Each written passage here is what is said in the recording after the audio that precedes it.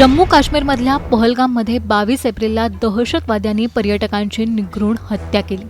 निष्पाप पर्यटकांवर गोळीबार करून दहशतवाद्यांनी 28 नागरिकांचे जीव घेतले। आता हल्ल्यासंदर्भात आणखी एक सीसीटीव्ही फुटेज समोर आले।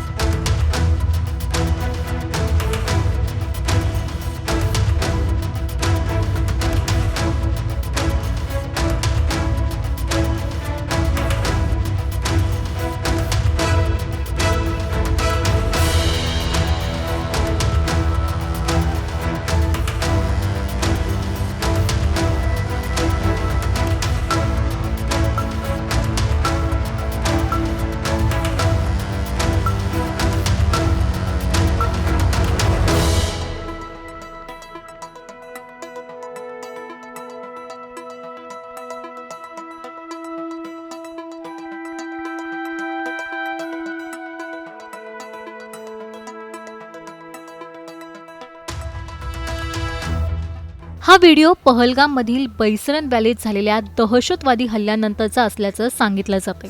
हल्ला झाल्यानंतर बैसरन व्हॅलीच्या बाजारपेठेत पर्यटकांमध्ये गोंधळ उडाल्याचं सीसीटीव्ही कॅमेऱ्यात कैद झालंय। पर्यटक जीव मुठीत घेऊन पळत असल्याचं या सीसीटीव्हीमधून दिसतंय। दरम्यान हे सीसीटीव्ही फुटेज अस्पष्ट असलं तरी पर्यटकांची धावपळ सुरू असल्याचं पाहायला मिळतंय।